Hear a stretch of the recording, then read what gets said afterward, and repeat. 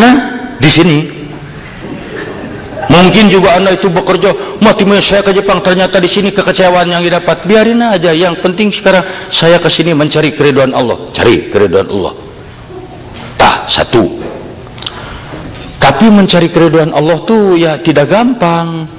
Karena apa? Kadang-kadang we must choose one between two. Kita harus pilih satu di antara dua. Mana yang harus dipilih? Keridhaan Allah atau keridhaan bos? Keridhaan Allah atau keridhaan pacar? Keridhaan Allah atau keridhaan anak? Itu bukan main. Saya ambil contoh. Kalau Anda menjalankan ini karena Allah, akan lebih aman. Anda misalnya rajin bekerja karena apa? Bos keras, galak, disiplinnya kuat. Anda akan bekerja rajin sementara bos ada. Si bos ada rajin. Begitu, kemana si bos? Lagi bekerja, santai. Karena apa? Takutnya sama bos.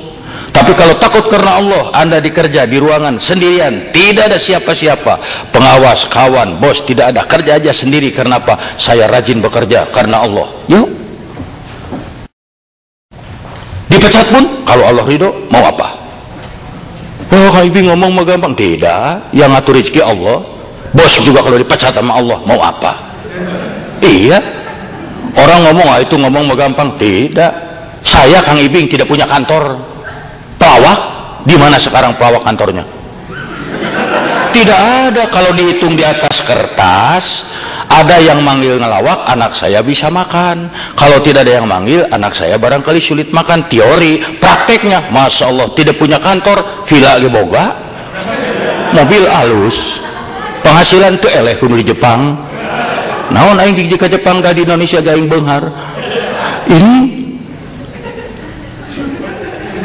kepo deui. Bukan masalahnya apa-apa. Saya lihat tuh ada yang wanita lihatnya nih bengong nih. Saya juga ngerti, dalam hatinya ngomong, itu si Ibing di kaset di televisi mah belawan, aslinya mah ganteng. Nerta. Tidak usah ditepukin. Saya bukan burung merpati. Kos japati aing pun jeung liur kamera aing mah yeuh. Nerabeng kieu. Nah, ini. Tapi yang paling sulit itu bentroknya. Sekarang diridhoi oleh bos, tidak diridhoi oleh Allah, diridhoi oleh Allah, tidak diridhoi oleh bos. Mau apa? Itu sulit. Umpamanya nggak usah jauh-jauh. Islam mengajarkan sholat, tapi kantor Anda tidak memungkinkan untuk sholat.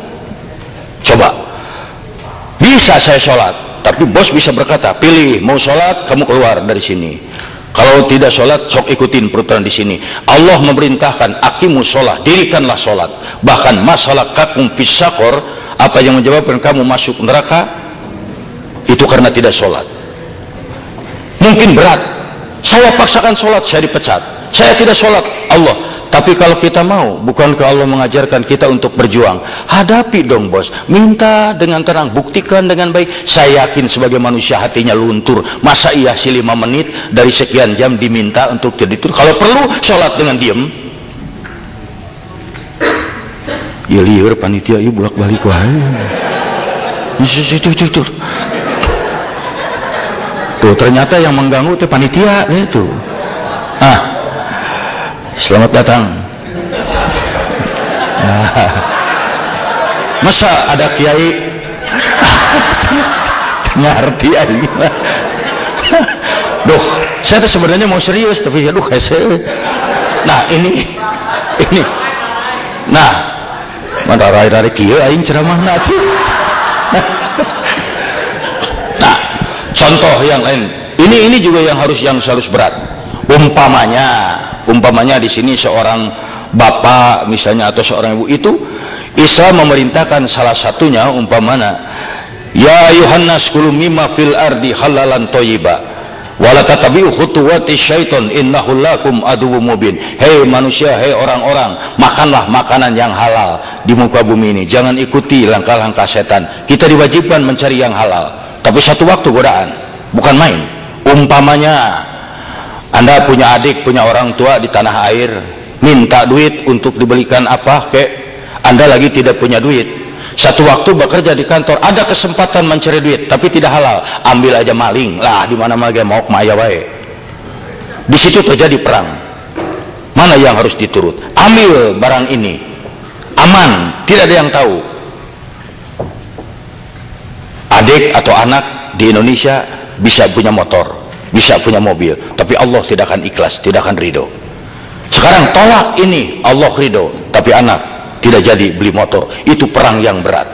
Tapi kan dalam Islam diingatkan, itu Nabi Ibrahim alaihissalam mendapat perintah dari Allah sembelih putranya Ismail. Itu berat, diturut perintah, anak jadi korban, Allah ridho.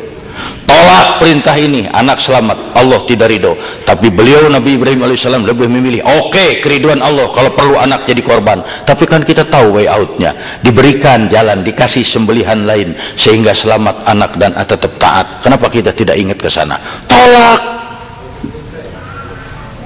Takut sama rezeki, nggak usah takut, Allah yang atur. Kenapa? Biar bos kita bagaimana kayanya, dia juga di bawah Allah. Kalau Allah mencabut, mau apa? Sekarang kaya, besok bangkrut, mau apa? Nah ini kan yang tidak gampang, yang tidak gampang. Nah, hadirin sekalian, adik-adik, ada benteng yang paling kuat di dalam kehidupan sehari-hari untuk supaya kita tidak terjerumus, yaitu pandai-pandai saja bersyukur, tasakur binikmah, waskuruli walat takfurun. Bersyukurlah, jangan mengingkari nikmat yang diberikan. Orang yang bersyukur hidupnya tidak pernah takut. Orang yang bersyukur hidupnya tetap optimis.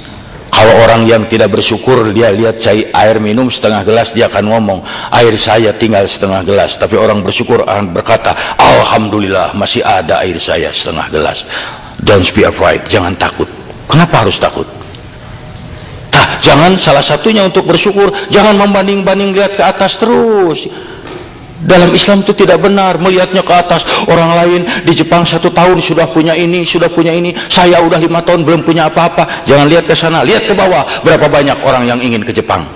Anda nggak percaya, buka lamaran untuk kerja di Jepang, untuk misalnya ijazah SMA, kalau nggak sarjana juga seabrek-abrek daftar. Siapa sih yang nggak mau ke luar negeri, apalagi di kita masih luar negeri minded. Iya, sudah rasanya lebih hebat. Anda berpikir Anda sudah di Jepang, kenapa Anda nggak bersyukur?